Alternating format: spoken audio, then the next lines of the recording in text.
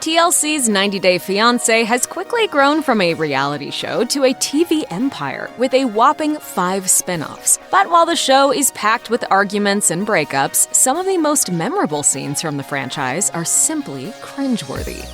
Season 4 introduced fans to Chantel and her Dominican fiancé, Pedro. I don't think you all have really thought about everything that you all need to think about. The two seemed to be genuinely in love, but in true Romeo and Juliet fashion, their families didn't get along. And the feud only got worse when the couple returned for 90 Day Fiancé Happily Ever After. The duo traveled to the Dominican Republic for a second wedding, and during a family dinner, Chantel's crew noticed that Pedro's mother and sister had cooked them chicken feet. You want the chicken feet? Chantel's mom told the cameras, "In the religion of voodoo, they use a lot of chicken feet. So naturally, I don't want to be taken advantage of."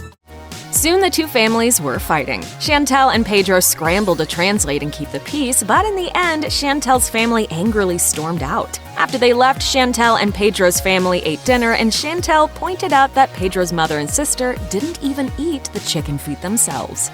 In Season 4, Jorge welcomed his Russian-born fiancée, Anfisa, to California, and they soon found trouble, according to Cosmo. Are you guys looking forward to getting married? Yeah. Why you looked at me first? I don't know. I wanted to see your reaction. Anfisa and Jorge's family didn't get along. Anfisa seemed to only be in the relationship for the money, and when Jorge came clean about not actually being a millionaire like he'd previously claimed, their relationship hit the skids. Still, the two married and went on to star in 90 Day Fiancé Happily Ever After, where in one episode, Jorge and his sister met with a lawyer to consider Jorge's divorce options. Now I'm going to see a lawyer so that I could be done with Anfisa for good. Later in the season, a producer mentioned the meeting to the couple, and things got weird. When is the last time you talked to Lourdes? I don't know. Was it when you went to the divorce lawyers? Anfisa was shocked. No, I didn't know that. Of course, Jorge denied everything. I didn't go to no lawyer. What are they talking about? But Anfisa wasn't falling for her husband's claims. Just tell me right now. I just want to know what happened. Nothing happened. You're just making yourself look stupid right now. In Season 2, Mohamed moved from Tunisia to Ohio to be with Danielle. However, their relationship was reportedly filled with one-sided affection, tearful arguments, and threats to break up. Later, their story continued as a separated but still legally married couple on 90 Day Fiancé Happily Ever After. While Danielle and Mohamed's interactions were uncomfortable to watch, things reached a shocking boiling point in the Season 1 finale. Moderator Sean Robinson asked if there was any intimacy between the two of them after the wedding, opening the floor to what may have been the most awkward conversation in TLC history. So you've kind of consummated the relationship, really. Was there any intimacy after the wedding at all? Mohamed took the first shot. There was, but we started facing a problem. He claimed that Danielle would beg for intimacy, allegedly screaming and threatening to have him deported if he didn't comply. Danielle countered, "He has told people that I smell and I peed on him." What made it even weirder was that the rest of the cast members who were watching the conversation off stage could be seen by viewers laughing nervously, gasping, and making faces during the couple's conversation. When Season 1's Colombian beauty, Paola, moved to Oklahoma to be with fiancé Russ, things immediately got tense between the couple and Russ's conservative parents. When Paola first arrived, Russ admitted that his parents weren't completely supportive of the relationship, claiming, When I got engaged, they were in shock. My parents were in shock. Then, during their first family dinner at home together, it became clear that Russ's parents were definitely uncomfortable with Paola. The meal was strangely quiet until Paola asked Russ's parents what they thought of their engagement. His mom said, "The joke was when he first left was, don't go down there and fall in love and, bring a girl back home." And sure enough, he does. Eventually, the two moved out of Russ's family home and headed to Miami, but not before plenty of other strained interactions between Paola and her conservative in-laws.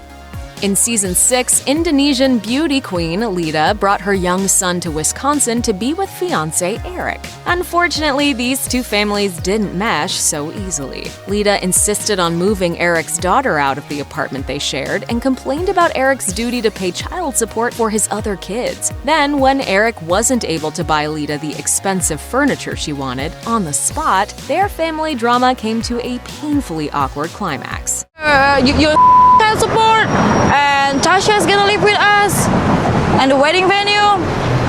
It seems that I have to accept everything. After Leida referred to his daughter as a, quote, burden, Eric defended his children, saying, in America, family is what matters. Leida shot back, Then I don't want to get married then. Because of child support. Yeah. The two did ultimately get married, but Leida's issues with Eric's children didn't end. In February 2019, Leida was granted a restraining order against Eric's daughter, Tasha. Larissa and Colt from season 6 had some serious issues during their engagement. There was drama with Colt's mom and even Larissa's arrest for domestic violence. Still, nothing was quite as uncomfortable for viewers to watch as Larissa's desperate attempt to impress her co-stars on the season finale. After arriving late, claiming her luggage was lost by the airline, Larissa stressed about looking great before joining the other 90-day fiancé couples. Soon, it became clear that Larissa didn't just want to look good, she wanted to impress someone in particular. She claimed, Fernanda is jealous of me because she's ugly, I'm beautiful. When the couple finally made it to set, Larissa and Fernanda immediately got into an argument. Fernanda said Larissa and Colt were mean, and Larissa called Fernanda a brat. So because you are young, you don't have any charisma, and nobody care about you? Eventually, half of the couples left the set, and when Fernanda and John walked away, Larissa called after her, saying, Try to buy a butt. Guys, this is... Despite the age difference, Ashley and Jamaican-born Jay seemed to really get along. Jay moved to Pennsylvania to be with Ashley in season 6, even amidst rumors of his infidelity and Ashley's friends' concerns that Jay could be unfaithful. But just a week after the couple's Las Vegas elopement, Ashley caught Jay talking to another woman on Tinder. She explained, He created the account the day we got home from our wedding. I can't even kick him out of my house. I'm responsible for him for 10 years. The scene got even weirder when Jay walked in the front door, sat next to Ashley, and simply said, "Want to talk about it?" Yeah, probably not.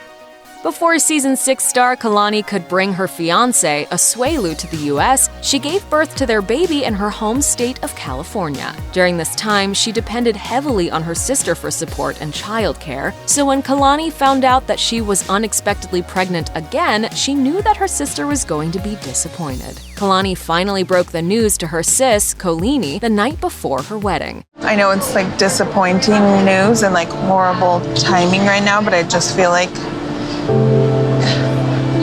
either way, if I told you, it was bad. In tears, Kolini walked away from the table, saying, Maybe Kolini's reaction was overly dramatic, or maybe it was just some sisterly tough love. Either way, it was intense. I feel like maybe he did do it to tie her down. And I just don't feel like her marriage to Asuelu is the best for her. In season 4, American-born Nicole visited her Moroccan boyfriend, Azan. After some tension in their relationship, including doubt from Nicole's family and Azan's comment about her size, she's big a little bit. Nicole was excited to get engaged. Last night, Azan proposed to me, and today's the first day of our journey, our new start. But not much seemed to change, especially his problem with her weight. That morning, Nicole struggled hiking up a sand dune. When she worried about her immediate condition, Azan responded, "Stop being lazy and go to do some workout, honey." When she continued to struggle, Azan offered her, I can't go up there. Almost there, lazy. I'll pass out. Stop being lazy. Nicole later told the cameras, When I hear Azan say that kind of stuff, it just makes me feel like maybe I'm not good enough. Azan tried to comfort her, but even then, he still managed to bring the conversation back to her weight. I would love if you could do things that I do, like being into gym, you know. Fans might have predicted Luis and Molly's breakup from the very beginning. Between the striking age difference and Molly's daughter's disapproval, the relationship wasn't meant to last. Still, no one could have foreseen the strange details of one of Luis and Molly's last big fights. In episode 10, Molly sat down with Luis to discuss their relationship and his feelings about her kids, saying, "You want my kids to not be here? You want my kid to go live with her dad?" Luis then brushed her off, adding, You have the period now. Everything you speak is like crazy right now. Then he oddly started complaining about Molly's home decor. He criticized the candles and a Buddha statue, saying, I never see one Bible here. I never see one something about God here. Molly shot back, "You're blaming an owl with a candle on the fact that you are an ass to my kids."